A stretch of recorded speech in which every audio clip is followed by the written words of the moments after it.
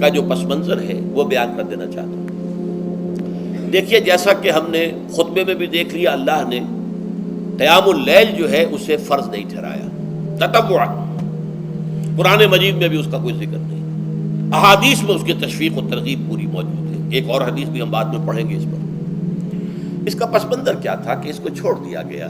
اب ظاہر بات ہے مسلمانوں میں کمزور بھی ہیں، مسلمانوں میں وہ مزدوری کرنے والے بھی ہیں، روزہ تو فرض ہے ان پر، چاہے مئی کا مہینہ ہے اور گندم کاٹنی ہے، روزہ تو پھر بھی رکھنا ہوگا، یہ سب کچھ، لیکن یہ کہ رات کو پھر کھڑے رہنا ان کے لیے، جاگنا ممکن نہیں ہے، لہذا ان کے اوپر یہ چیز فرض نہیں۔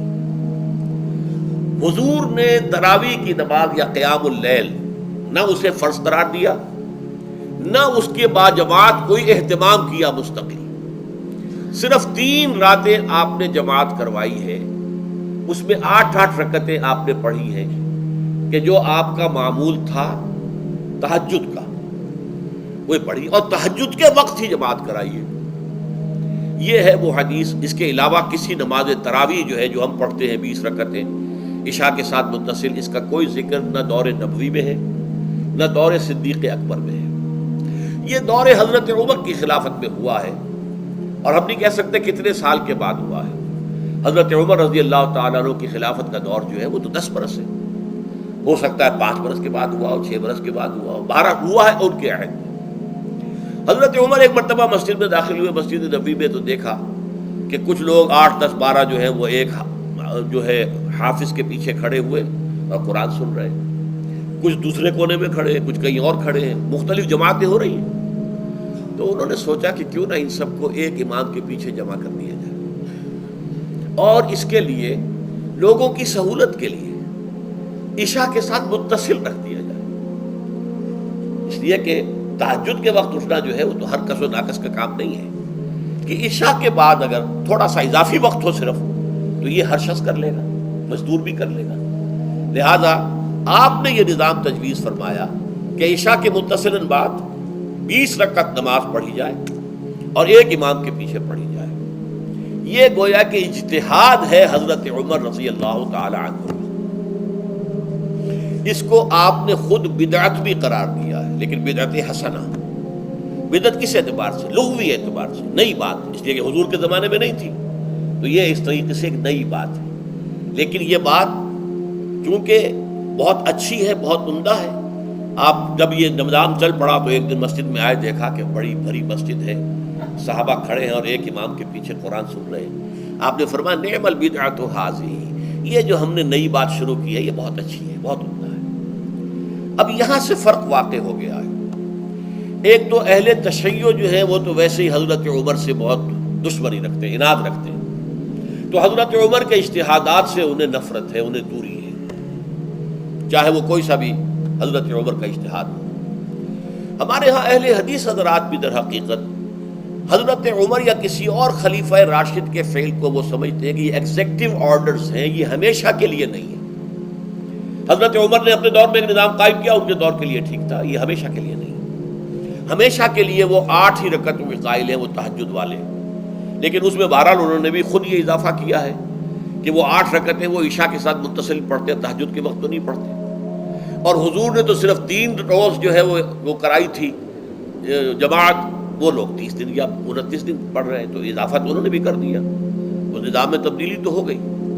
لیکن اہل سنت جو کہلاتے ہیں، ہمارے جو 4 جو ہیں، جو ہمارے مسلک ہیں، حنفی، مالکی، شافعی، حنبلی، ان کا اتفاق ہے اس پر حضرت عمر کا، کیونکہ ان کے سامنے اصول یہ ہے کہ حضور نے فرمایا علیکم بسنتی وسنت الخلفاء الراشدین المہدیین، تم پر لازم ہے کہ میری سنت کو پکڑو مضبوطی کے ساتھ، اور میرے خلفاء راشدین مہدیین جو ہیں ان کی سنت کو پکڑو۔ اس اصول سے یہ چاروں فقہ جو ہیں حضرت عمر کے اجتہادات جو ہیں ان کو بھی پابندی سمجھتے ہیں کہ تمام عمر کے لیے، قیامت تک کے لیے امت مسلمہ پر ان کی پیروی لازم ہے، لہذا اس میں اجماع ہے۔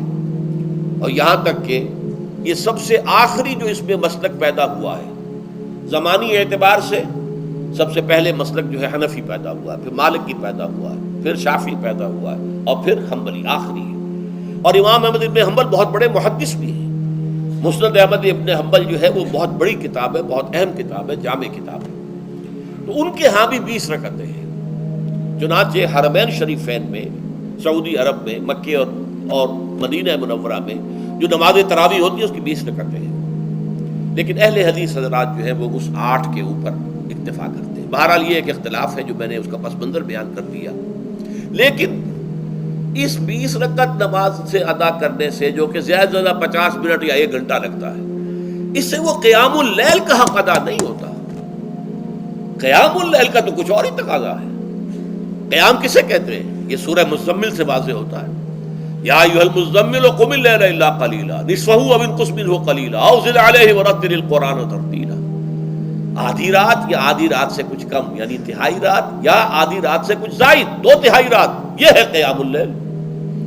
چنانچہ سورہ مزمل ہی کی آخری آیت جو دوسرا رکوع مشتمل ہے جس پر، اس میں صاف کہہ دیا گیا ان ربک یعلم انک تقوم ادنی من ثلثی اللیل ونصفہ وثلثہ وطائفۃ من الذین معک۔ اے اللہ کے نبی، اللہ خوب واقف ہے کہ آپ بھی اور آپ کے ساتھ ایک جماعت بھی رات کو کھڑی رہتی ہے، 2/3 رات یا آدھی رات یا 1/3 رات۔ تو یہ سارا معاملہ جو ہے قیام اللیل کا، گویا کہ کم سے کم 1/3 رات پر اس کا اطلاق ہو سکے گا، یہ نہیں کہ 1 گھنٹے۔ اب اس کے ضمن میں دیکھیے حدیث پڑھیے، تیسری حدیث ہے عن عبداللہ ابن عمرو ابن العاص رضی اللہ تعالی عنہ۔ یہ وہی عبداللہ ابن عمرو ہے جن کی میں نے آپ کو حدیث پہلے سنائی ہے۔ یہ ساری رات کھڑے رہتے تھے، پوری رات، اور ہر روز روزہ رکھتے تھے، جس پر حضور نے منع کیا، لا تفعل، مت کرو ایسا۔ رضی اللہ عنہما، یہ خود بھی صحابی ہیں اور ان کے والد عمرو بن العاص بھی صحابی ہیں۔ ان رسول اللہ صلی اللہ علیہ وسلم قال، کہ اللہ کے رسول صلی اللہ علیہ وسلم نے فرمایا، الصیام والقرآن یشفعان للعبد، روزہ اور قرآن بندے کے حق میں شفاعت کریں گے۔ یقول الصیام، روزہ یہ عرض کرے گا اللہ کی جناب میں، اے رب پروردگار، انی منعتہ الطعام والشہوات بالنہار، میں نے تیرے اس بندے کو دن کے دوران کھانے پینے سے اور اپنی شہوت کا تقاضا پورا کرنے سے روکے رکھا، یہ میری وجہ سے روکا رہا، تو میری شفاعت اس کے حق میں قبول فرما، فشفعنی فیہ، میری شفاعت اس کے حق میں قبول فرما۔ ویقول القرآن، قرآن کیا کہے گا؟ منعتہ النوم باللیل، میں نے اسے رات کے وقت سونے سے، نیند سے روکے رکھا، فشفعنی فیہ، تو اس کے حق میں میری شفاعت قبول فرما۔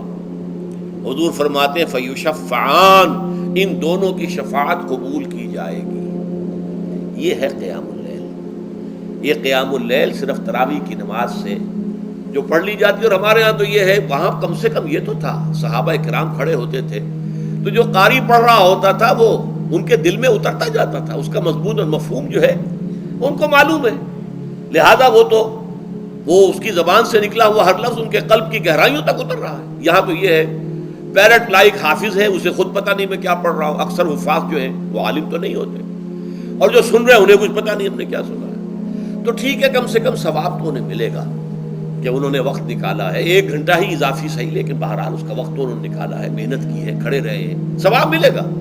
لیکن جو مقصد ہے وہ حاصل نہیں ہوتا۔ اس مقصد کے حصول کے لیے اول تو قیام اللیل کی کم سے کم مدت 1/3۔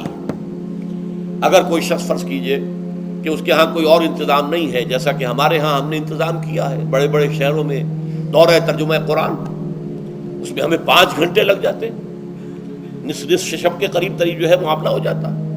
اس میں کیا ہوتا ہے کہ ہر 4 رکعت سے پہلے جو اس کے اندر پڑھا جانا ہے حصہ قرآن کا، اس کا پہلے ہم مطالعہ کرتے ہیں بیٹھ کر، ترجمہ اور کچھ موٹے موٹے نکات کی جو ہے وضاحت، پھر کھڑے ہو گئے اور قاری صاحب کے پیچھے 4 رکعتوں کے اندر وہ 4 رکوع یا جتنے بھی ہیں پڑھ لی، سن لی، پھر بیٹھ گئے 4 کے بعد، پھر اگلی 4 رکعتوں کے اندر جو کچھ پڑھا جانے والا ہے اس کا ترجمہ، اس کی تفہیم ہو گئی، پھر کھڑے ہو گئے، پھر سن لیا۔ اس طریقے سے 5-6 گھنٹے میں تراویح ختم ہوئی، تو تراویح بھی ہو گئی، حضرت عمر کے اجتہاد پر عمل بھی ہو گیا، 20 تراویح ہو گئی، لیکن یہ ہے کہ اس کے ساتھ جو اصل غرض و غایت ہے قیام اللیل کی، وہ بھی حاصل ہو گئی۔ یہ ہم نے 17 سال پہلے شروع کیا تھا یا 18 سال پہلے، اور وہ انشاءاللہ اللہ کے فضل و کرم سے اب چل رہا ہے، بڑے بڑے شہروں میں ہو رہا ہے۔ لاہور میں جن مقامات پر ہو رہا ہے وہ تازہ جو ندائے خلافت ہے اس کے اندر آپ اس کی فہرست دیکھ لیں، کراچی میں تو اس سے غالباً 3 گنا مقامات کے اوپر وہ کام ہو رہا ہے، اور دوسرے شہروں میں بھی ہو رہا ہے۔ تو اس سے در حقیقت وہ غرض و غایت، وہ حکمت جو ہے پوری ہوتی ہے کہ یہ دونوں چیزیں پیرلل ہیں،